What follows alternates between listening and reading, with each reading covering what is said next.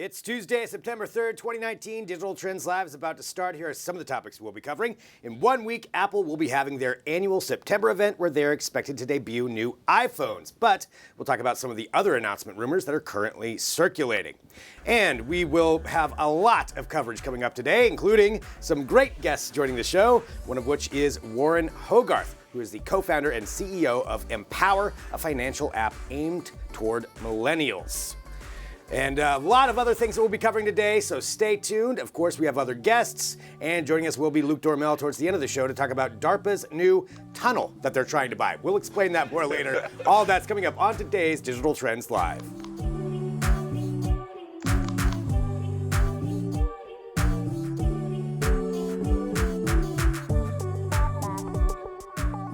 I did forget to mention we're also going to be talking about a snake, a robotic snake that crawls through your brain. Yes, I'll explain that. It sounds like a nightmare. Veto. That's really a hard pass. But it really is true. It's something that's happening. We'll have to discuss it at some point. I'm sorry, Parker. You have no choice. That's a hard pass for me. Hello, everyone. This is Digital Trends Live. This is our daily show here from Digital Trends, where we bring you the trending tech topics of the day, news, interviews, headlines, discussions, and so much more, all while broadcasting live across a number of different platforms. We're on Facebook, Periscope, Twitch. We're on LinkedIn Live. We're on YouTube Live. We're on Dailymotion, Apple News. We're on 2 different mobile apps. We're on a smart TV app, and we're at digitaltrends.com/live and probably other places too. Thanks for finding us, however you're doing so. Drop in your comments, your questions, whatever you want to bring up as we go throughout the show, and we will definitely address those in time. All right, to start off though, I'm Greg Nibbler, joined by Mr. Parker Hall. Hey Greg, how's it going? Doing well, Parker. How are you doing? I am doing awesome. I enjoyed my 3-day weekend. And excellent. Now I'm ready for news. Ready for news. Well, we have the news for you. What a coincidence that you're here today. Let's do this. Let's talk about some trending topics. So 1 week from today is going to be the annual Apple event where they unveil their new iPhones and other things as well. We're not sure everything that's going to be debuted, but there's a lot of rumors that have been coming out, well, for months. I mean, as soon as this event's done next week, by the way, September 11th, the day right after, that's when iPhone 12 rumors start. But right now, we have 1 week to just focus on iPhone 11 and everything else that's going on with that. So that's going to be a week from today. But in addition to the iPhone 11, and possibly 3 versions of that, we are hearing rumors about a couple of other things, including one being an update to the iPhone, and it's based on this render right here, along with some other rumors. But this is the cell phone case manufacturer, Olexar, who debuted one talking about how you can also put your nice new small Apple Pencil that would go with your iPhone right in that case. Which had iOS users asking, well, I can use a pencil with my phone now? Yeah, so exactly. That would be the rumor we're addressing, is that it turns out you might be able to use your Apple Pencil with your next-gen iPhone, which is pretty cool. Which would be interesting for a couple of reasons. I mean, I think it was Steve Jobs, like a long time ago, actually made a statement saying that he didn't think anybody would ever want that. He kind of made fun of it, but I believe it was Steve Jobs. But anyway, somebody from Apple did. But now, we see them possibly adopting this. And there's been the Apple Pencil for like the iPad for a while. Yeah. But this would be specifically for the phone. And I want to know, for those of you out there who are watching, who are iPhone users,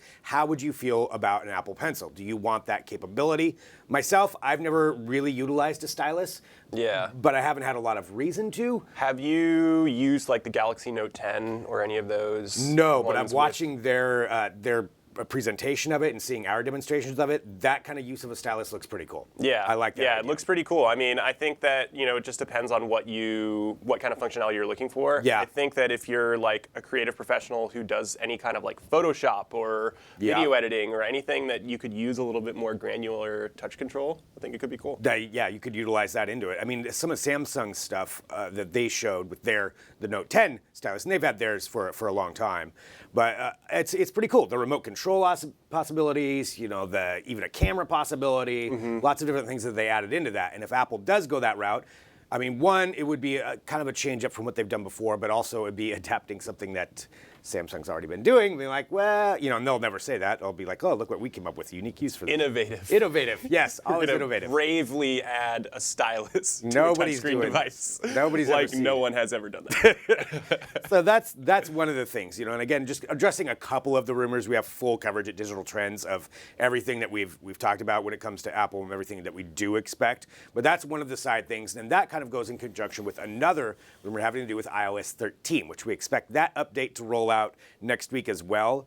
So where when it actually releases to all your phones, I don't know, but it'll be pretty quickly after that, I think, where you'll get the update if you have the right phone for it. And part of what's been discovered in some of the code in some of that is that there appears to be set up for AR smart glasses in there. And now we know Apple's worked on this before. They had a whole robust AR program. Yeah. And we didn't know where that was going to end up, how they were going to utilize it.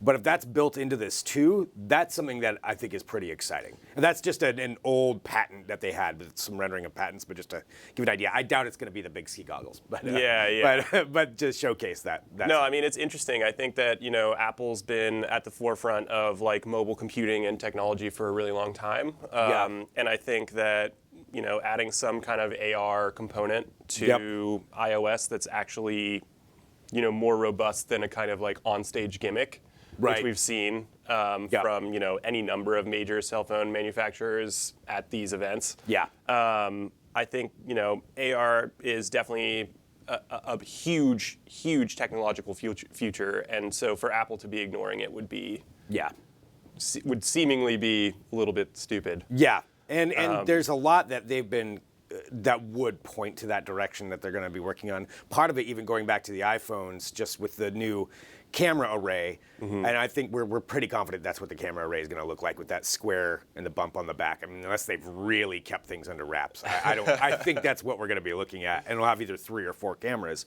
But that would adding those extra cameras would add some more abilities for augmented reality applications. Yeah, totally.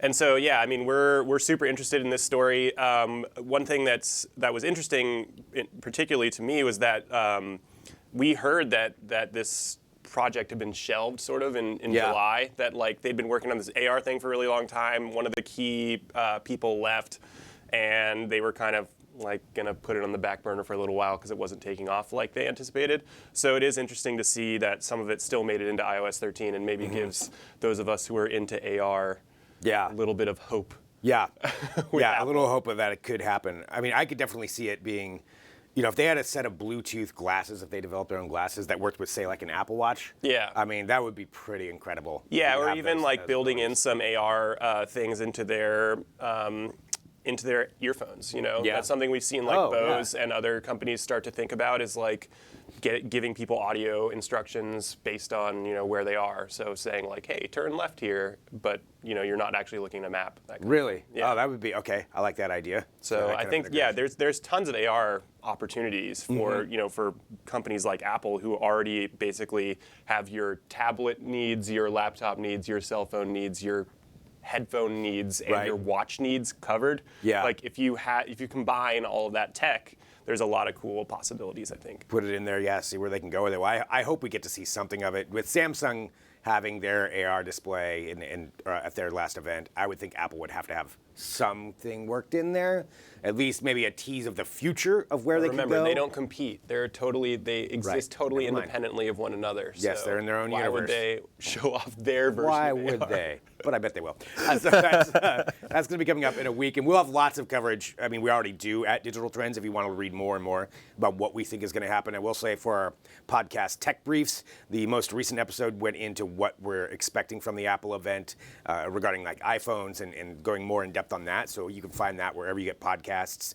Just look up Tech Briefs with Digital Trends and Flipboard, and check out Digital Trends all week long. And I'm sure here on DT Live we will be talking more about the Apple event at some point this week as more rumors come out about what to expect at that. But let's continue on right now with some Read 'em and Weep. This is where we take a look at some of the comments that come through across our many different platforms, and we address them live with you right here, and you have to look Parker in the eye as he answers those questions back to you. Right there. See, look at that. Look at that. Terrifying. This is what you're typing to right now, and this is what we're going to respond to. All right, Christopher, regarding solar-powered airplane could stay in the air for months, deliver cloud internet. Deliver internet from where to where? It has to basically hover or circle inside the range of consumer uplink. No, I think this serves a different purpose, finding my aluminum lined fedora. I like that you're acknowledging that. I think that's one of many different ways, actually, that people are trying to figure out how to deliver internet to more remote areas. Yeah. I think, if you could have it just circle in the same area, I don't see how that would be. I'm a big fan of the Musk net. The Musknet? Musknet. You know, he's launching his all his satellites. I hadn't heard it called a Musknet before. I'm coining that term live here on DT Live. I'm on the Musknet. Yeah. Ew. But there were weird about concerns about like that blocking scientists' views of the stars, right? So Yeah, this is the smaller version of that, where you just fly planes around. Fly planes in circles over and over. I mean, if it works, there's the Google one too with Project Loon, where it's big balloons that would go up Yeah, and deliver yeah. the internet. I like balloons. Yeah. I think balloons are fun. Balloons are solid. But no, I mean, I think the main concern that I have is noise. I mean, if it's going to be, how loud is it going to be? If it's going to be really high up, then maybe it'll be quiet. But Yeah, that's true. I mean, if it's solar powered, if it's like a glider of some kind that can just Yeah, circle yeah. around, I don't know. I'm not one of the designers of this, clearly. But yeah, Christopher, I can kind of see it, but also I appreciate the fact that you have an aluminum-lined fedora, so I think that's the most important takeaway from that. And thank you for acknowledging that. Good work. I'll have that. Yeah, standard issue here at DT. David Kowalski, regarding Sony X950G versus TCL 75-inch 6 series, can TCL's budget darling hang with Sony? This comparison does not take into account reliability and longevity. I sold TVs for over 15 years and found that, as a rule, cheaper TVs require more repairs. I would like this consideration to be included in any future digital trends analysis of products. Thanks. Parker, I'm going to ask you, what do you feel about this? Okay, so we do have a section of our product reviews called "How Long Will It Last?" that is typically filled out. That is in there. So hopefully that's in there. It might not be in this Versus article, but if you read the individual reviews of each TV, hopefully that will be in there. I will say that we have not noticed any significant differences in longevity between, I'll say, name brand TV manufacturers. So, you know, Yeah. TCL, LG, Vizio, Samsung, you know, all the major, Sony, all the major players in TVs.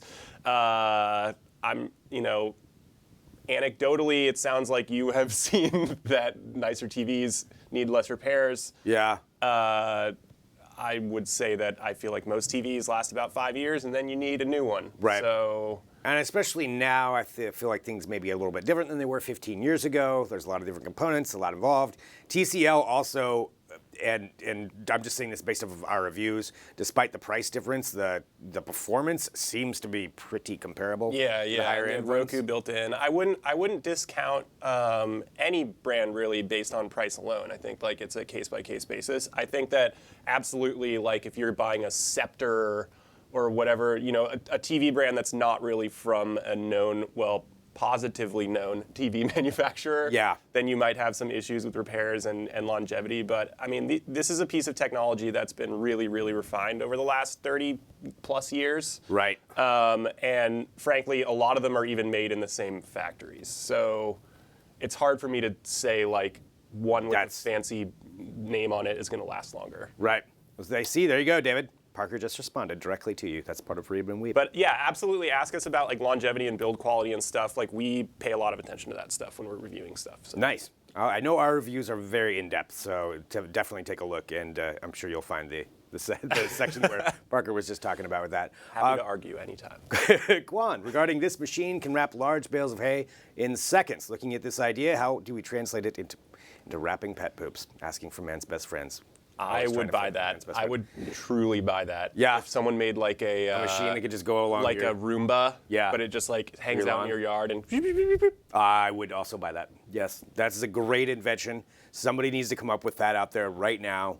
Yeah, I think this is Quan Dao, it's Kwan. It's on you. It's on you, man. You gotta send that into us. This is not even just pet rock quality. This is like a higher level of quality idea, I think. Yeah. All right. See, we have brand new ideas that are coming out here from Digital Sell it in the Trends. Sky Mall. Oh yeah, you could totally do that. It's perfect Sky Mall bait. All right, James, regarding the SkyTech Sport Ski and Snowboard Simulator almost gets you to the slopes. How come Digital Trends always omits the cost? Is this little glimpse of the good life just a tease? I'm not sure, and I haven't seen this particular video. I'm guessing this is one of our Twitter videos that we're probably talking about right here. I don't know if we have a full review of that on the site. We may not have the cost. Yeah, a lot of, in some cases, these are like cool prototype things that we're posting Exactly. on Twitter, so. Yeah, I think if you're really in the market for the SkyTech But it Sport, sounds like it's a ski and snowboard simulator, so that sounds Sounds fun. Sounds fun and not cheap. Yes, exactly. I would say if you're in the market for that and price is a concern, you're probably not in the market for it. I mean, I'm not in the market for it. If you have to ask, you can't afford it. Yeah. If you really need the simulator at home, yeah, that's probably something you can, I'm sure, find. But we'll see if we can put that in there next time. James, thank you. Thank you very much for your comment. As we go through Read 'em and Weep, where we take a look at some of the comments and questions that come through across our many different platforms. Scott, this is our last one here, and we'll have some more tech news after this regarding this luxury nuclear war bunker. It has an indoor pool, dog park, and arcade. By the time that the owner gets there, they'll find that it's been filled with the friends and family of the security team, and the doors will be locked. Count on it. Scott, I feel like, has gone through this scenario in his head many times, debating whether to install a bunker. It's like, nah, it's just not worth it. It's just not going to be worth it. I just feel like it is true that you've got the key to a bunker is that it's like right there. Yeah, you got to be near it at all times. Like, this is like, I bought this bunker, you know, we're good. Yeah. We've got a couple hours to like fly our helicopter there. Nothing will be wrong. No, and then if you tell everybody about your bunker, then it's true, you do open it up, but then at the same time, what good is a fancy bunker with an underground pool if you're not going to share it with anybody? Yeah, I think this is just like it's like a very expensive storage facility. Yeah, that's pretty much it. That's why I never talk about my bunker. That way nobody knows that I have one. Uh-oh. All right, anyway, thank you. That's how they get you. For those comments. That is Read 'em and Weep, what we cover here every day at Digital Trends, where we just take a look at some of the comments and questions that do come through across our many different platforms. Let's continue on with some trending news right now, and a lot of rumors and a lot of things to discuss. This one in particular, I really want to know what people think, and it has to do with Facebook once again. But it's once again, it's Facebook. They make it into our news. They're in our news headlines so often. This has to do with the news feed on Facebook and something they may be experimenting with that they're working on with Instagram right now, which is hiding how many likes you get on your post. So you would be able to see, say you post something on Facebook, you'd be able to see yourself, but nobody publicly would have any idea. So it would take away all of that, I guess, some of the push that you get when you have, okay, well, look, I have 100 likes on this, and clearly this is trending somewhere. Yeah. Nobody would be able to see that anymore. Yeah, I think the idea is that it would stop making you feel bad about no one liking your posts, like about other people seeing that no one likes you. Yeah. Which, I mean, there might be some psychological benefit.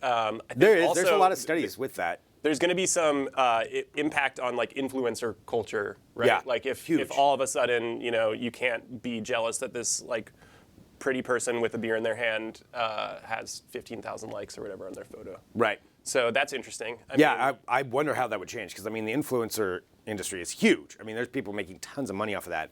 I guess they could still provide how many likes they get, but it wouldn't be that public.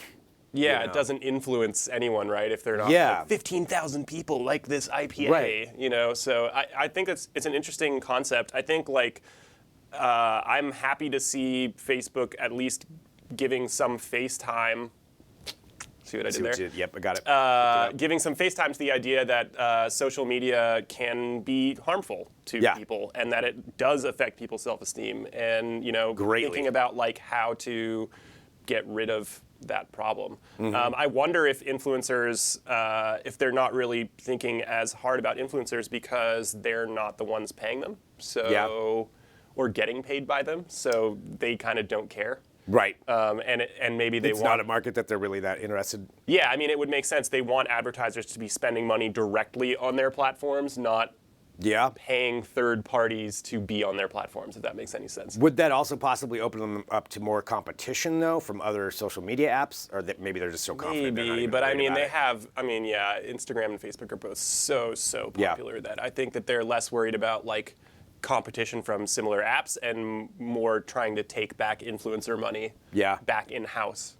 Right. I wonder if they could target those ads just to influencers and taking the money themselves, being like, oh, they're going to show up on, I don't know. See I don't how know many what the likes rules this has if you pay us $50 or whatever. Yeah. That's an interesting one, because you always know with Facebook there's also another aspect to this. But that is something that they're looking at. And if you do look at it from the mental health standpoint, it's true. That has a huge influence on the emotional stability when it comes to some of these likes and how people value them, I guess. Yeah, when I post about how excited I am for Top Gun and I only get 2 likes, I'm sorry, I'll go like that. I just feel really sad. I'll go down inside. Everybody go give Parker a like right now. Come on. No, no, it's true. Like you all on Twitter. I'll take your follow. Your pity follow. Well, that is something that Facebook is working on, and I believe we did actually confirm that. So that's something that they're going to start rolling out some tests on it. And Instagram is also testing it depending on where you're at on hiding those likes. So see how far this goes, or if it just reaches a testing phase, then they decide to drop it. But let us know what you think in the comments. If you see it, you'll see it on Android. I think it said they're going to test it on Android first. So yeah. if you see it in the wild, take a screenshot, send it to us. We can check it out. Make sure you like and share this video too on whatever platform you're on right now. All right. Until they get rid of it. Yes, please like and subscribe. Please continue to like. All right, continuing on here with Digital Trends Live, a couple of other trending tech topics. This one has to do with Samsung, going to the Samsung side. And we do know that their foldable phone, the Galaxy Fold, is actually coming out this month. So you will actually be able to get one in your hands, in theory. It's supposedly fixed. But there are now more rumors, and this is coming from Bloomberg, who is reporting that Samsung is preparing to unveil a second foldable device early next year. So this would probably come out early next year. And it would be, instead of looking like that, it would be a square phone that is more along the lines of like a Razer, like more along the lines of those ones, which I'm interested in seeing what that looks like. Razer is actually working on one of their own, by the way. But yeah, that's what I heard. It would fold down into a square, and then you pop it up like your old foldable phone. Well, they didn't have any problems with the first generation, so I am not concerned at all with the folding that they could be having device actually working. No, I think it's a cool idea. I think foldable phones are cool. I think the idea of being able to like fold down a tablet, put it in my pocket would be really cool. Yeah. It's going to cost like $3,000, and it's not going to work probably. Yeah, that's the price would be the huge thing. I mean, where it's going to cost. I mean, it'd have to be less than the Galaxy Fold. Because isn't the Galaxy Fold's like $2,000? The Galaxy Fold is $2,000. Yeah. And you're adding the base, an extra. I think, is $2,000. You're adding an extra seam. Yeah. Well, I mean, the way this one. No, I think it'd still be one seam. But it folds into fourths. So wouldn't it need? But to I thought fold it just twice? folds. No, I think it just folds like a clamshell. Oh, okay. Yeah. Sorry. So it folds this From a way square instead of out. Okay. Yep. Oh, okay. Yep. In That's theory. cool. I'm into that. Okay. Sorry, I had like some See weird how many one of those folds you can put in there? origami like finger things Yes. in my head. Although yeah, I do want to see that. No, that's cool. If it looks like the Razer and it's flat. Yeah. But then the question is like, what kind of apps work on that Yeah. screen size? Part of what they're anticipating with this thing is it would have, let's see, a hole punch selfie camera on the main display, which that's not surprising, and then 2 cameras on the back, and then possibly that third screen. So when you fold it into, well, I guess we'd have to have that when you fold it into the square, you'd have a third screen there. You open it up. Yeah, with like 2 an old screens. flip phone did. Yeah. I missed that. Yeah. See, so maybe they could hit a little bit of the nostalgia if they get the price down. I mean, think I've that's seen something. the renderings of that Razer look absolutely gorgeous. Yeah. So, but yeah, it'll be interesting. I mean, app developers will have to figure that out. I mean, right now with the Galaxy Fold, it's basically just an Android tablet. Yeah. Honestly, like when you open it. Yeah. So that might be a little bit easier to write for, but. Well, that's what we're looking at. That's part of the rumor. You can check that out at digitaltrends.com. And the final thing we want to talk about is something that happened for the first time. So we all know there are a lot of companies working on becoming an air taxi service, whether that's just an electric air taxi or a drone taxi or a fully autonomous taxi. But there's a lot that goes along with that in order to actually legally do that. It's very complex to navigate the skyways of any city or country.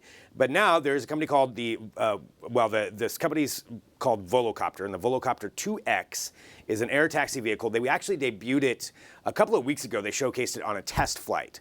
And now they have done this. They made history with this, being the first one to operate this at a major international airport. So Helsinki International Airport. They were able to take off and land with this electric vertical takeoff and landing vehicle, and use it by not only being on part of the air traffic control system, that management system that's used for all aircraft at international airports, but they integrated it with an autonomous management system. So the two seamlessly worked together, and that is what kind of the big first thing is, because that's going to be a huge step before we start seeing these things happen. Yeah. Control Making where sure they're that going. everything knows where everything else is. Yes. Is a really important part of autonomous flying. It's pretty cool. This thing looks like a normal manned helicopter, just with a bunch of drone rotors on the top, which is pretty neat.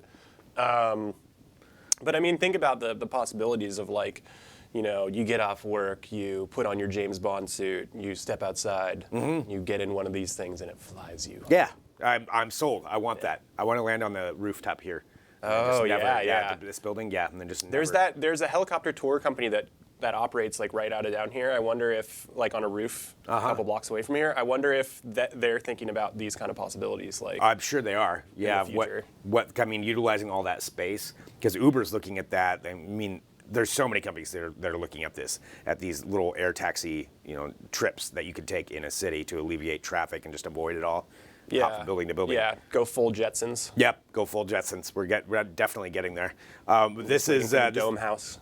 Oh, all right, I like that. dome. I just want the aspect where you wake up out of bed and you just go through a tube and then you're dressed and Oh yeah, that's. teeth are brushed and there's. I basically already do that. That's what I want. Just a spin. That's what I'm looking for. Rick, this is SoFly. Thank you, Rick, right there for your comment on Facebook. And again, that's the Volocopter, so you can take a look at that at digitaltrends.com. We'll have that all written up for you to follow along. But I know we need to get to a break. But first off, Parker, thank you so much for joining us. Thanks for having me, Greg. Always fun, lots to talk about, and you can follow up on everything that we just discussed at digitaltrends.com. Coming up, though, we're going to take a break. We have lots more here today. So we have Warren Hogarth, who's going to be joining us, the co-creator of Empower, which is a financial app aimed at millennials. So it's kind of changing up the way that we bank. Really interesting platform they've created. We're going to talk all about that. If you have questions, drop those into whatever platform you're watching. I'll monitor that. I'll get those questions in, and we'll have lots to talk about here on Digital Trends. So stick around. Back here in a minute with more DT Live.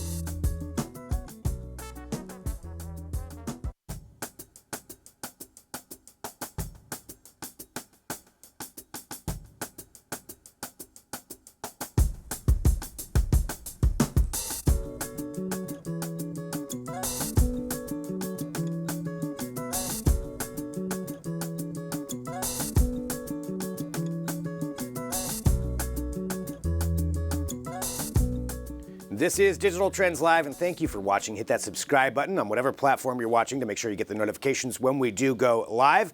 And join in the chat that we get to have here all about technology. And we like to talk about how technology is changing every aspect of our lives and seeing different ways it's being innovated and ways people are utilizing it to change those aspects. We're going to talk about that right now. We're joined by Warren Hogarth from Empower here at digitaltrends.com. Thank you so much for joining us. Thanks, Greg. It's exciting to be here. Okay, Warren, I really want to talk about this platform. It's really interesting how you're changing up banking and the way that way trends are going, especially for millennials when it comes to banking. Can you give us a little bit of your background and talk about what the app is, and then we'll go into some specifics. Certainly. So I spent 8 years out here in Silicon Valley investing in and helping build the next generation of financial technology companies. So I was a partner at a venture capital firm called Sequoia Capital, and we invested in companies you might have heard of like Square or Stripe or back in the day PayPal, and really helped build those companies into being household names. And so I had this opportunity to see these wonderful trends that had really shaken up the way we do many things in our financial lives. No one had been able to tackle that core banking experience and relationship that consumers had with our money, how we can make that much better. Because most people in this country, we're not the savviest financially, or simply we don't have time to be on top of our finances. So Empower is a platform for consumers to get the most out of their financial lives. It's like having a 24/7 financial assistant looking over your money and helping you make the best financial decisions. And typically people are finding, around $500 a year in savings through, negotiating their bills, or they're improving their credit scores from some of the tips and things that we discover that they don't know are negatively affecting them, or simply they're automating their savings and saving a few $1,000s a year more into their savings accounts than they might have otherwise done. I think there's a few things that you just hit on there that I think are definitely interesting, and you're absolutely right. A lot of people are either just not savvy at managing their finances or don't have that time, and both of those are things we need to overcome, because it's important to manage and know where your finances are at. So how does this Empower change that experience compared to a regular bank that you would go to? Certainly. So, like, a typical bank, you leave your money on deposit, you swipe your debit card when you need it, and that's about as much as they do for you. And if you have a problem, you call and you wait on your sort of customer experience line. With Empower, it's very, very different. You have that core banking experience, you have a checking account with no fees. One of the big things we've done is you earn nearly 2% interest on that money, 1.9% per year. It's one of the highest interest rates on a checking account that you can get, combined with no fees. You get rewards, you get the debit card. But in addition to that, that's where our algorithms kick in, and they start to actually help you again, like almost like if you had a personal banker, again, looking after your money 24/7. So our algorithms are sitting in the background and they're saying, hey, we just noticed that your credit utilization on one of your credit cards went above a threshold, and so the credit bureaus will probably hit your credit score, 30 to 50 points in the next billing cycle, unless you make a difference. For me, actually, it happened the other day that it went down 80 points because I had run up the utilization on my credit card, even though I paid the bill off on time. Another thing, that happened for me the other day was people might have heard that, the yield curve has inverted. To most people, that doesn't mean anything, but what it does mean to you is that you can probably refinance your home loan and save thousands of dollars a year. So our algorithms capture that snapshot of your financial life, your income, your expenses, your utilization. We map that to how the banks think. Usually they're trying to, get you caught off guard in some way so they can charge you more fees or what have you.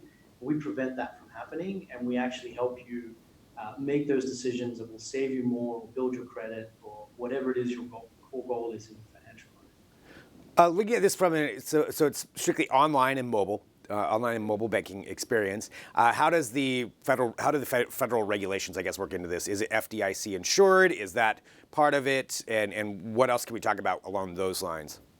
Certainly, it's FDIC insured, just like your typical bank, up to $250,000. It's all, the core banking service that we provide is covered by, all of the standard regulations that a traditional bank has. Again, where we go above and beyond is really this level of service that we want to provide to you. And one of the mantras that we use is that we wouldn't make a recommendation that we wouldn't be comfortable making to our own mother-in-law. And so if it passes that test, then we know we're doing the right thing. Where is Empower at right now as far as adoption rates? So how many people are utilizing it right now?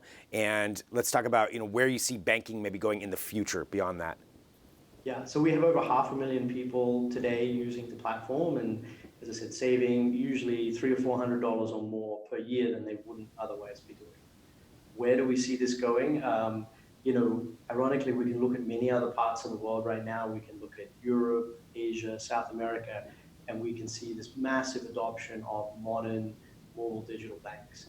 And so if you look at what's happening in the US, you're seeing a similar trend. So we expect to see over the next 4 or 5 years as many as 50% of millennials and young professionals choosing a new bank. And we think we're in the very early stages of that massive trend. So if someone wants to try this out or wants to join the bank, what are the steps for them to do so? Super. You can sign up online and you can be funded and paying within pay for your groceries within 5 minutes. You can download the app in both the Android and the Apple App Store at Empower. So just simply search for Empower, or online at empower.me. Empower.me. Well, thank you so much for joining us to talk about this, and walk through where this app is at, where the mobile online banking is right now. And it sounds like you're definitely at the forefront, for these trends going into the future of how people want to bank. And Warren, thank you so much for joining us here on Digital Trends Live. Thank you very much, Greg. So really fascinating seeing how people are moving their trends. I can say personally for myself, I definitely utilize online banking and the mobile apps way more than going into any bank. So that definitely is something that's intriguing to me. I want to know what everybody else thinks too. So drop in your comments and your questions as we go through the show. That's the great part of this. This is interactive. We want to know what you think. So let us know what you think. But let's do this. We're going to take another break. We're going to be having our New York studio join us here. I'm in Portland. Our New York studio is going to be on with John Velasco to talk about smart homes and bring us up to date in a couple of things in the world of smart homes. In particular, he is our smart home editor, so we'll be talking about that and a lot more coming up here on Digital Trends Live.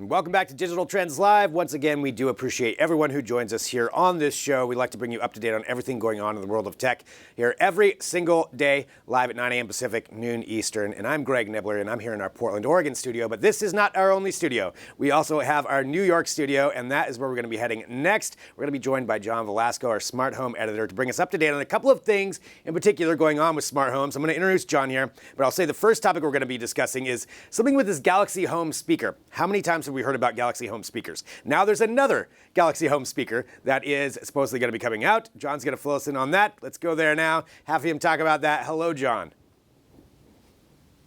Hey, Greg. Thanks for having me. So I'm going to just jump right in and talk about this new speaker that was quietly confirmed last week.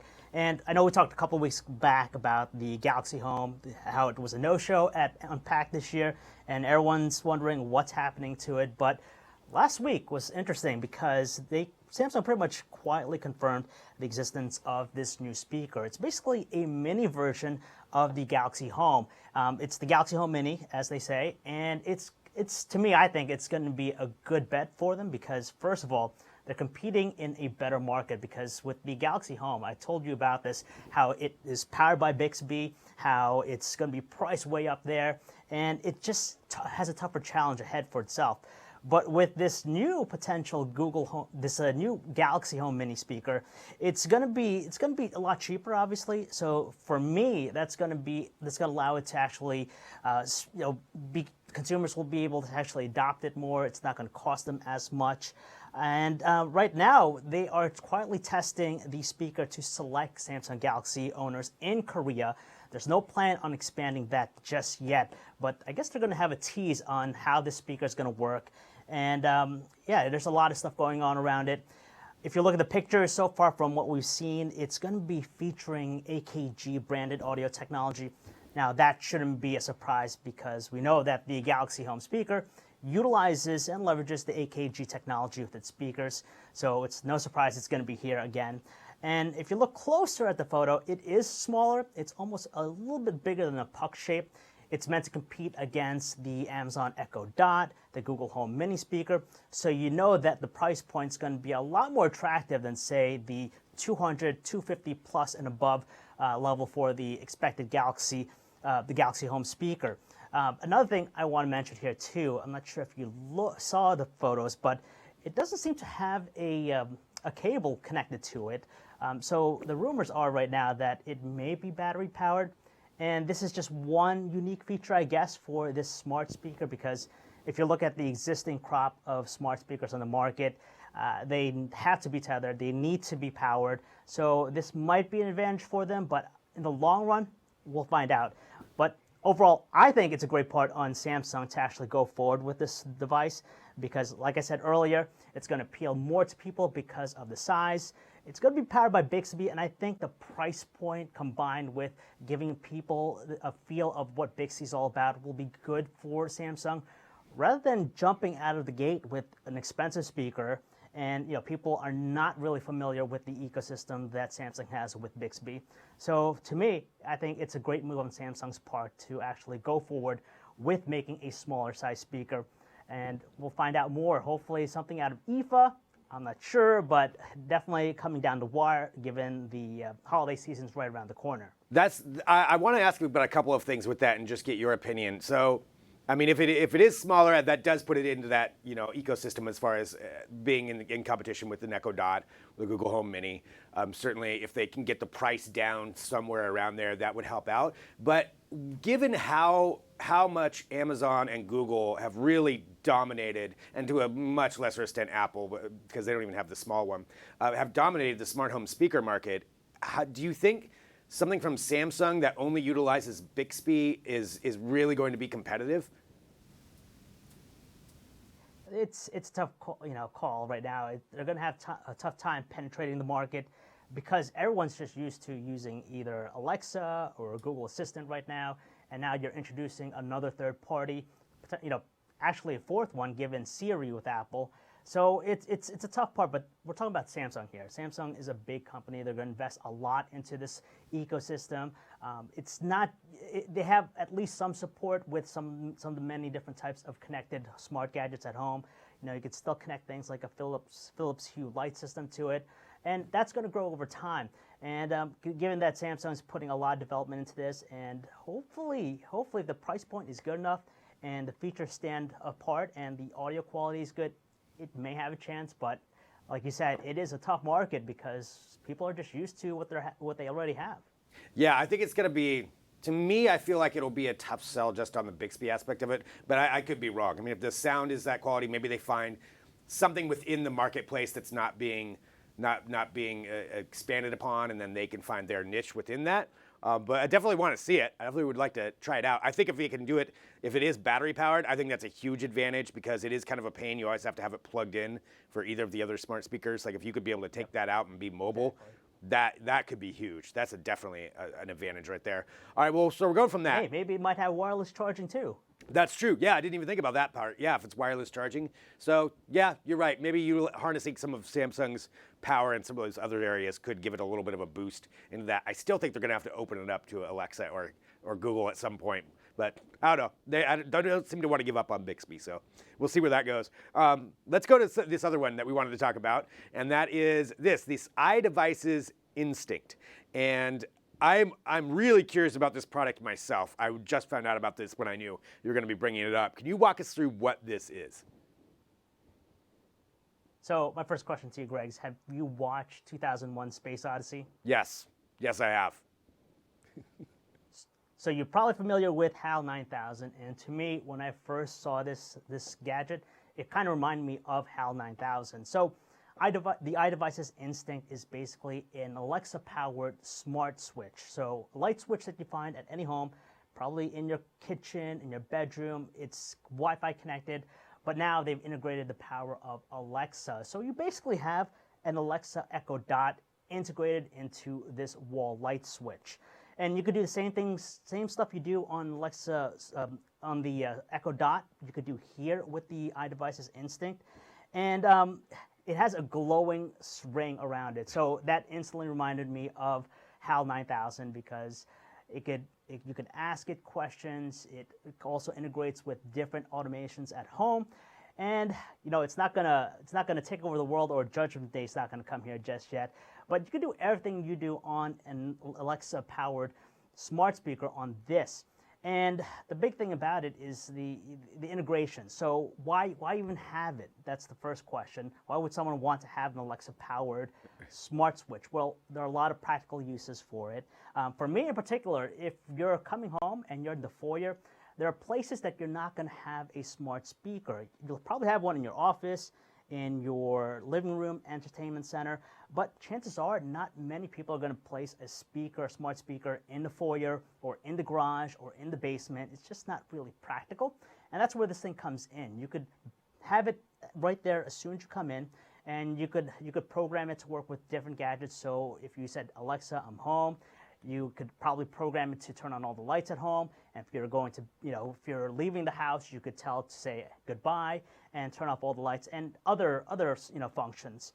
And there's this aspect with security. So yes, it is a smart speaker. The sound quality is just a little bit better than a smartphone, from what I heard. But the other thing is that it features a built-in light sensor and also motion sensor. And that is key because now you have this thing in the foyer at the front of your home, or let's say in your garage. And if you leave home and it senses some sort of motion, you know that someone's either in the home that's not supposed to be there. So in a way, this wall switch that's powered by Alexa is now a security device. So it can give you peace of mind knowing that your home is safe as soon as you leave. If there's something up, it'll sense it with the motion sensors. And it's, I think, going to be a good option if you're looking for something to put in your foyer. It's $100 though, so I know people are going to say that's really expensive. And if you consider that iDevices already makes Wi-Fi connected smart switches, they're not Alexa enabled, they're usually $80. So $20 more, you're going to get Alexa integration in there. And it's an option for those people who wants to place it in places that aren't really practical, or places you wouldn't typically find a smart speaker in. So is it kind of combining just the regular smart home assistant with maybe like a Google Nest type of thing with the security side mixed with smart switch and then compatibility, I guess, with other devices? Yeah, basically that's what it is. It's an all-in-one system. You could obviously turn on the lights, turn off the lights. There's a physical switch there, but you could also tell Alexa to do that. So if let's say you're in your garage and you have the switch there and you want to turn off the lights in the living room, you could access that. You don't have to go to your living room to say, Alexa, turn off the lights. You could do it right from there. And like I said, with the security side, it just offers peace of mind. All right. Well, I definitely want to take a look at that a little bit closer. $100 is a bit pricey when you get into it, because then if you're going to combine it with other switches, but if you do have all that in one, I could see where you could get some value out of that as well. And yeah, just taking a look here in the chat, it looks like we got some confirmation. Chris had asked what about the pricing. So yeah, $100, that's what we're looking at with that one. But that review is up at Digital Trends right now. And John, as always, thank you so much for joining us here on Digital Trends Live, bringing us up to date on smart homes, and check out all of John's articles at digitaltrends.com. All right. I set John up there and I didn't let him say goodbye. That was my fault. But hey, you know what? We're live. And thank you so much, everybody, for joining us here on Digital Trends Live. We do appreciate it. We broadcast live here every weekday, 9 a.m. Pacific, noon Eastern.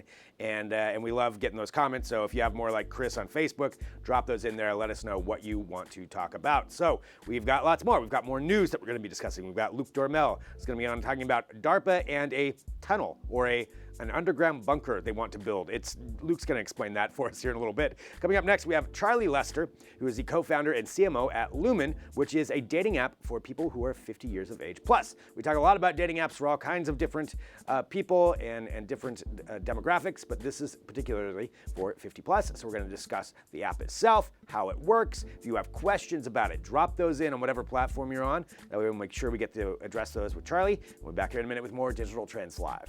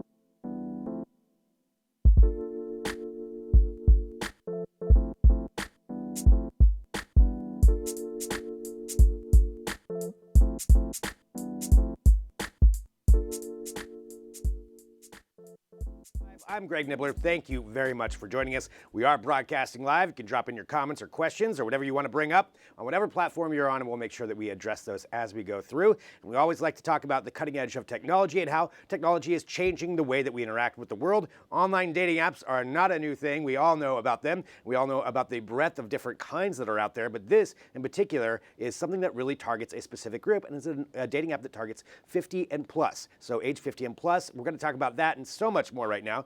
Joining us, we have Charlie Lester, who is the co-founder and CMO of Lumen. Charlie, thank you so much for being here on Digital Trends Live. Having me? Yeah, thanks for being here. Let's get in and talk about this. I want to get a little bit of your background and coming into co-founding this company, and then let's talk about Lumen itself and how the platform works. Yeah, so I worked in the dating industry for about 6 years now, as has my co-founder. So my co-founder used to work for two really major dating apps, Bumble and Badoo, and I was kind of an industry expert. I used to run the dating industry awards and be a journalist in the space. So I guess my view was more from a consumer angle, and I used to literally review all of the products that were out there. So we came together and launched Lumen back in September. And the real reason is that no one has properly targeted this age group. I think people in their 50s and 60s are a lot younger than people tend to think. They use smartphones, they use dating apps, and they were having a bit of a miserable time on the existing ones that were designed for millennials. Yeah, and I could definitely see how that could be the case. If it's not targeted toward them, there, it feels like there's a big blank space in the market for that. So let's talk about Lumen itself. What makes it different and what makes it catered to this audience more? I guess our main USP is the safety front. People in their 50s and 60s are the most targeted by scammers and by catfish. And so we wanted to make sure that we were creating a product that people in their 20s and 30s felt confident putting their parents on. And so the main thing that's different with Lumen is every single member has to be photo verified. So you can't join Lumen unless you let the app take a selfie of you. That selfie doesn't appear on your profile, but we use AI and human moderation to cross-reference the picture that you take from the selfie with the images that you've uploaded on your profile. So a bit like the machines in an airport when they're cross-referencing your photo there and then with your passport photo. It will look at up to 600 points on your face to cross-reference the images and make sure that you are who you say you are. That's good. I think that anti-catfishing aspect is pretty important. Why is it that this particular age group is more vulnerable to the catfishing side of things? I don't know. I think in the past, this age group has perhaps been less tech savvy, so people have targeted them for that reason. I think that women in their 50s and 60s, in particular, are the ones who historically have ended up paying the most out to catfish and scammers.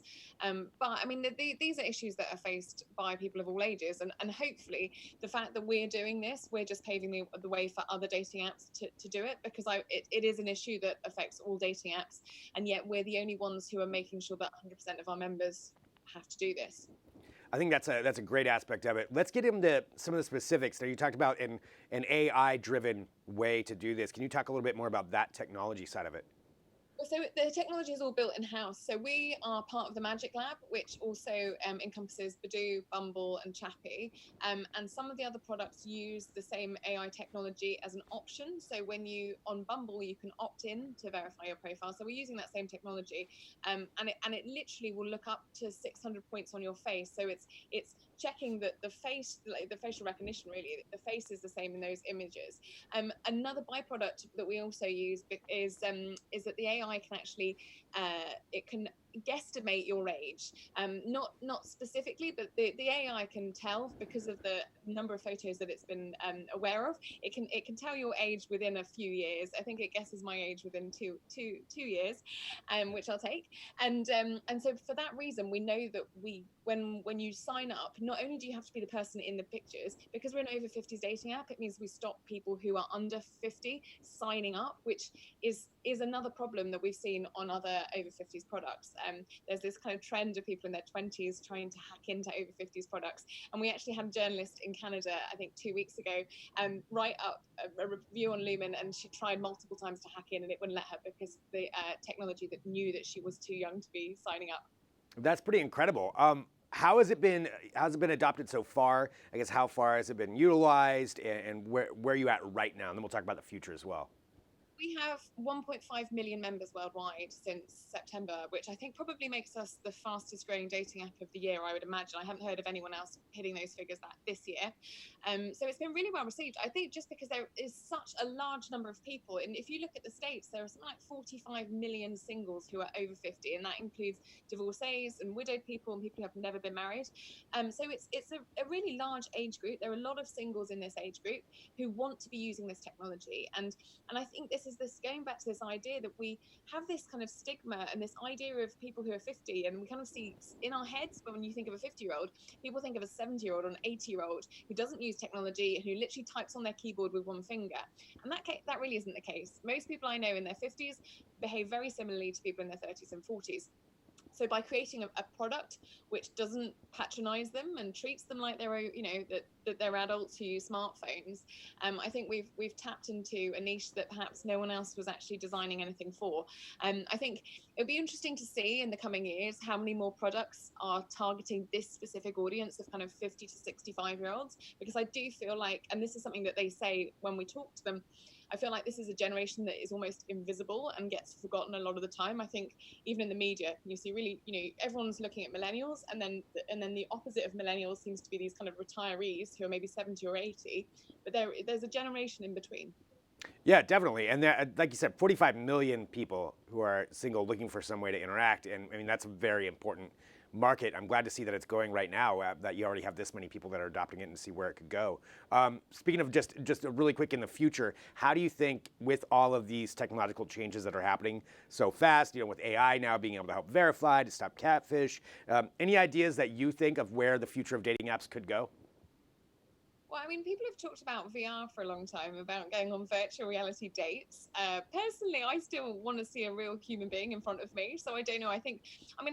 There is, with the Lumen age group, obviously there is a bit more traditionalism. It's taken a long time to get people, in their 50s and 60s and 70s considering online dating. I think the millennials broke the stigma that surrounded online dating. So I still think perhaps some of those advancements will, in terms of the real futuristic stuff, will probably come from the younger dating apps.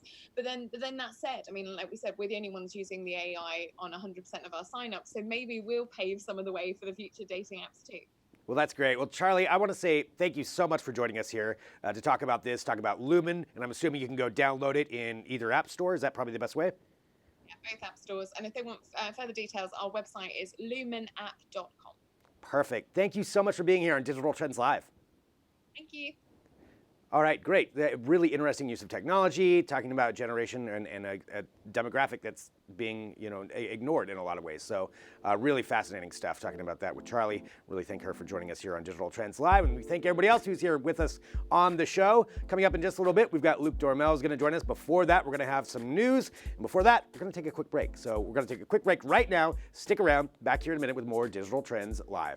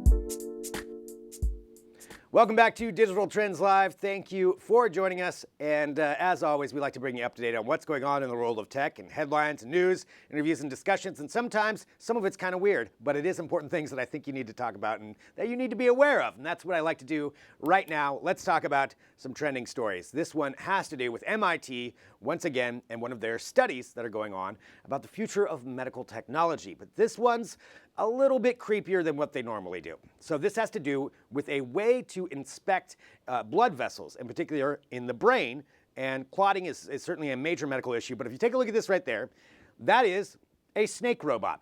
Yes, a snake robot that's designed to crawl through. Okay, just that picture alone, that's really unnerving, and I understand that.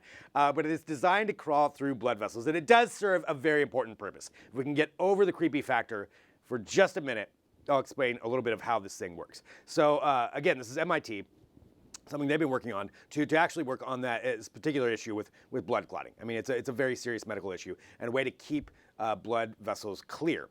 So this robot is actually able to be controlled. So it's a remote controlled thing, and the way they do it, since you can't really put in a ton of motors in there, God, that's creepy. You can't put a ton of motors in there, but you can use magnets in order to guide it along. So the actual design of it utilizes a coating that it involves soft water-based hydrogen and 3D printed materials controlled by magnetism. So that's specifically how it works. And this is a replica that they built of showcasing how some of the brain's blood vessels actually would work and where you can guide it through there. So they can guide it all externally. Pretty amazing technology, really. And there it is, showcasing the magnet, how they're able to pull it along and bring it through and clear out these blood clots. So the wire, again, is coated with a rubbery paste, and embedded particles are in that. And there's showcasing how they're able to print these things out. They could make any length really that you would want. Again, solving a very specific medical issue. Solving a very specific problem that does exist. And it would reduce the exposure to X-ray imaging. It would reduce some of the issues where you would need to go in, some of the medications you would need to have. There's a lot of good benefits to this. You just have to get over that little part of it there with the snake part of it. But still, that is something that MIT is working on. We've got that at digitaltrends.com. It's been kind of a trending story, especially with that video that's gone up with it. And I feel like people need to know. I like to be up to date with what's going on with medical tech, and you see it constantly changing. You just have to get used to a snake crawling through your veins. I guess that's where we're at right now, but nonetheless, for the medical side, it's a pretty good improvement. So check that out at digitaltrends.com. All right, something else you should be aware of has to do with once again some deep fake apps. Now, in case you forgot, the face app, this face swap app that just came out not very long ago, where there was a huge issue of what was going on with them being able to take your image, and then there was the talk of how once you put your image into something, okay, we're getting to this here too. Once they put your image into something, then they were able to take control of this image. This is a new app. This is something else.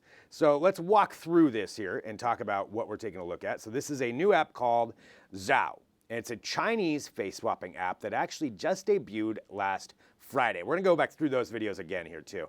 So this is came out last Friday, and it's huge in China right now. I believe it's the #1 most downloaded app, which is a big market to be the #1 most downloaded app within 4 days? So you know where we're broadcasting, it was like 4 days ago. And this thing is trending now, starting to take off over the world. And it's so incredibly accurate. That is part of what's really amazing about it. There's another part that I'm going to tell you that's a little bit scary about it. So this taking a look at how it's able to do this. So in particular, it's looking at movies, movie images, television images. You've got television images of The Big Bang Theory. You've got Titanic that we just took a look at there. And it's able to take a picture and then dub somebody else's face in. So that there's a little part of that where it showcases it transitioning into that image. But there's a lot of these images that are out there online right now showcasing the transition of how it goes from one person into the other. And it's pretty seamless when you take a look at some of the ones that were posted on Twitter. And again, this is, if you go up to hashtag Zao, Z-A-O, you'll be able to see some of these. And there we go. There's an image of what I was talking about. So showcasing the actual transition as it goes from Jon Snow to this guy, who's posted a bunch of them online, that guy there. So he's posted a bunch of different ones. Now, here's where the issue comes in. There are reports that this is also allowing your image to be utilized by this company in any way, shape, or form that they want.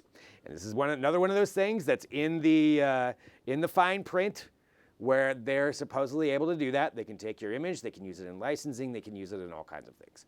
And that is part of the concern that it comes to this. The company claims free, irrevocable, permanent, transferable, and relicensable rights to any content uploaded to the app.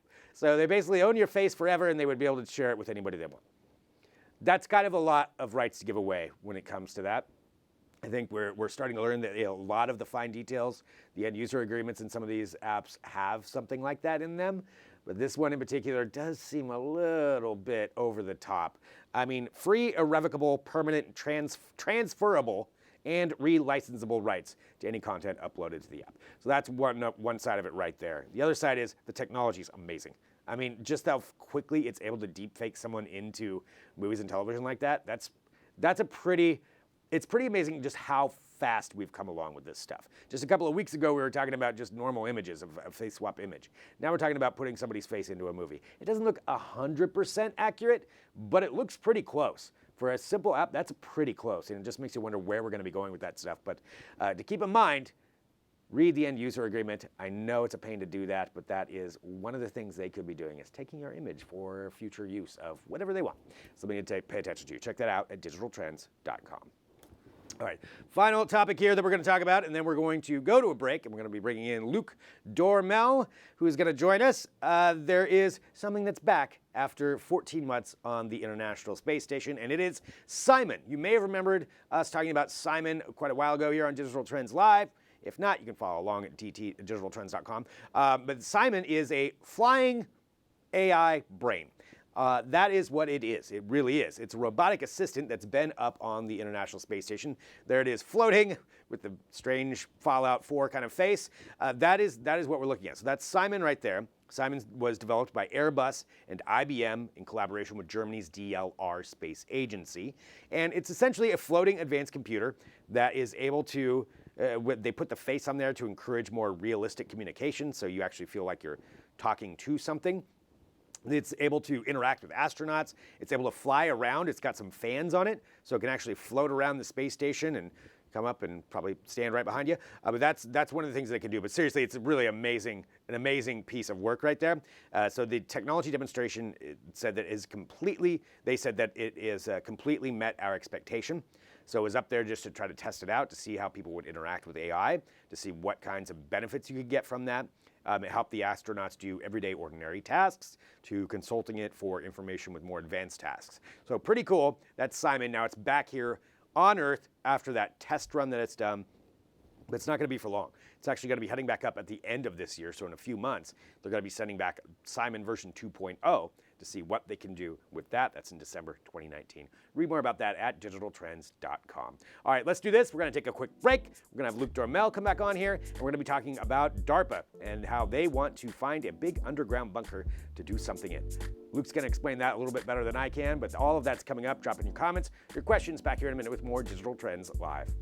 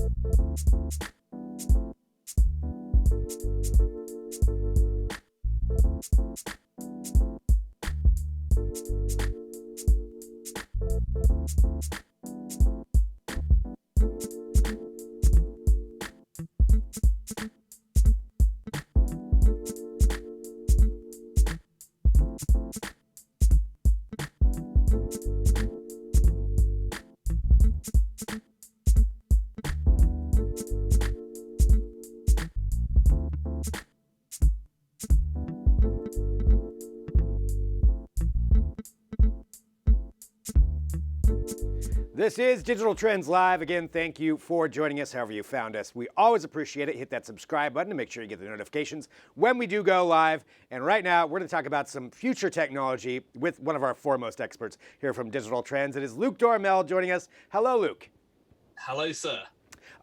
I read this article. I want to know more about what is going on here. It seems very science fiction-y, and I want to know why this is happening. But we're talking about DARPA right now, and maybe you can give just a little bit of a definition of what DARPA is for everybody who may not know what they do.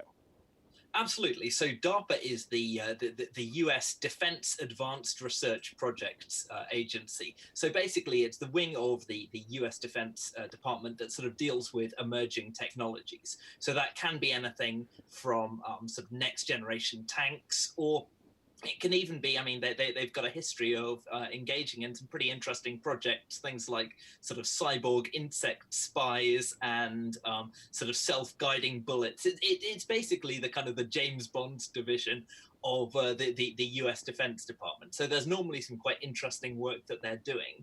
And this news that we're talking about today was a tweet that they sent out last week, which on the surface looked a little bit like something you'd expect to find on, you sort of almost sort of double check what you're looking at, thinking you're reading something from, the Stranger Things official Twitter profile.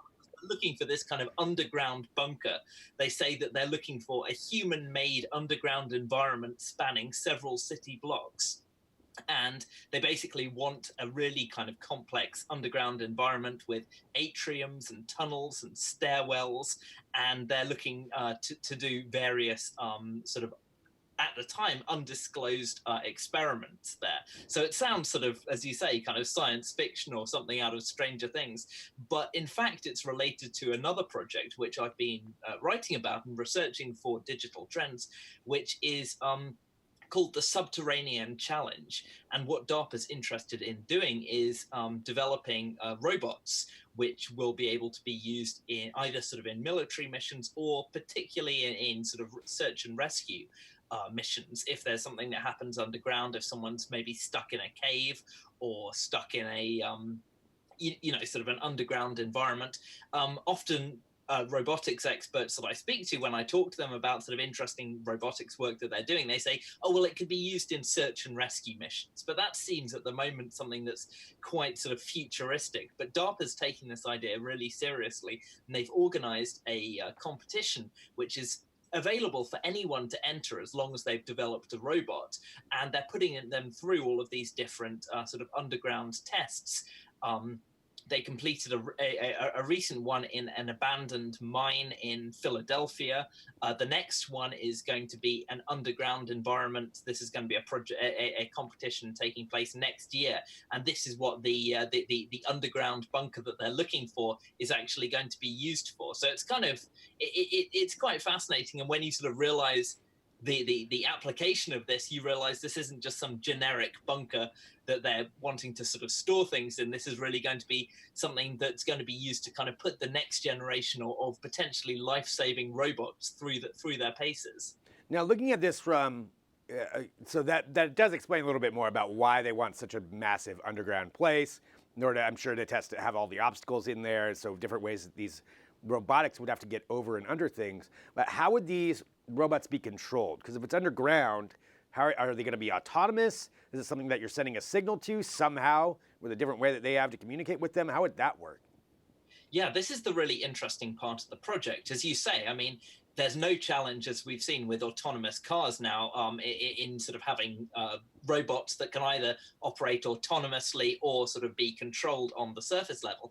But when you're talking about a life-saving environment where not only you're sort of traveling over quite tricky terrain, but also there's no way to necessarily control them because they're underground, that's a much bigger challenge. And so really what this project is trying to do is to test different ways of doing that. So there is a big focus on autonomous technology. This is something that DARPA has been really kind of on the cutting edge of since about 2004 when they introduced their first grand challenge. So here it's very much a focus on autonomous robots. And what's interesting about it is that there's no way to really sort of pre-program these robots. The researchers know the kind of environment that they're going to be exploring. So, for example, they know that they're going to be exploring an underground cave, and within that they've got to sort of find all of these different objects underground. They've got to sort of find these sort of thermal mannequins, which are meant to kind of resemble, sort of people trapped underground. But really, they've got to develop these autonomous robots with very little knowledge of the exact scenario that they're going to be investigating. So they've got to be able to create robots which can travel around underground, can map the environment, can maybe then return to the surface and provide that information to potentially one day sort of human responders who can then also be involved in a rescue effort. So it's a pretty fascinating project, actually. It's really exciting. And then to sort of sweeten the deal for anyone listening to this or watching this who's interested, they're actually offering a $2 million prize. So it's definitely a sort of fascinating project to follow. It really is. I want to ask just a couple more questions about the robots. You mentioned search and rescue, which is what a lot of companies working on autonomous robots, that search and rescue seems to be the go-to, that they always say. I'm going to guess there might be some other uses of this technology too, or am I wrong about it? Am I getting too conspiracy theory with this? No, I mean, any time that sort of DARPA's involved, of course, they're a defense, department of the US. So there is a big focus on developing tools which could be used by the military as well. So really, I think a lot of the lessons here that are being kind of explored or kind of learned are things that could have multiple applications. So search and rescue is kind of a great, very kind of understandable situation. I mean, clearly there are scenarios in which there's been a big focus on using autonomous robots on the battlefield. Basically, the idea is to develop robots which could be used in scenarios where we wouldn't want to send humans for whatever reason, because it's dangerous. There are plenty of situations where you might be able to use sort of robots to carry out some of that work. So really, I suppose this could have multiple applications, but it's really about sort of finding ways of developing autonomous robots which could be used to do the job of, potentially a first responder, or maybe a sort of a military sort of personnel member. So it definitely does have multiple different applications, but certainly the way DARPA has talked about it, the part of it they publicized at least has been very much focused on the search and rescue applications. Are there any leads or responses so far that we know of where they're going to be doing this testing? Yeah, so as I say, the first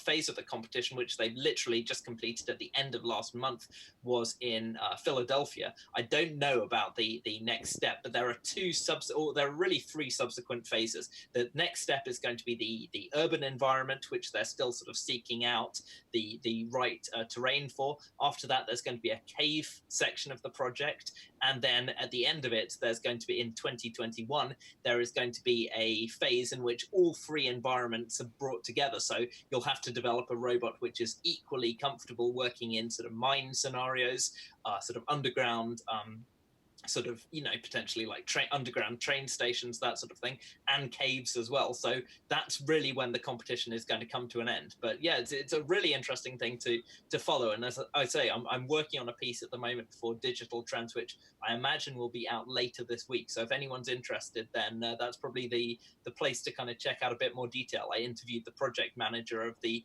DARPA program. So yeah, it should be an interesting story. I cannot wait to read it, just like everything else that goes up on Digital Trends. So check that out at the end of this week. Luke, thank you so much for joining us today. Thank you so much. So fascinating what DARPA is doing. There it is. So there's the tunnel. That explains a little bit more, makes a little more sense now that Luke walked us through it. We can check that article out at digitaltrends.com. And just like everything else that we've talked about today. So let's walk back through here for a minute. Let's take a look at what we discussed at the beginning of the show. We have Parker Hall in here talking about that Apple event that's happening 1 week from today. A lot of rumors coming out. Let us know what you think in the comments, or go to digitaltrends.com to catch up to date on everything else that we think is going to be happening. We also had Werner Hogarth, co-creator of Empower, a financial app aimed at millennials, changing up the way that we bank, going to mobile and online banking only. John Blasco with the smart home news, talking about that Google Home mini speaker and how that could be utilized and what it could do to stand out from the competition. And then also Charlie Lester, co-founder and CMO at Lumen, a dating app targeted toward 50+. And of course, Luke Dormel, who's just on here right now. And that's just on today's episode. Thank you, everyone who joins us here every day. Hit that subscribe button to make sure you get the notifications when we do go live. And that is every weekday that we'll be here bringing you up to date on tech news, headlines, interviews, and discussions. I'm Greg Nibbler. Thanks for watching. Back tomorrow with more Digital Trends Live.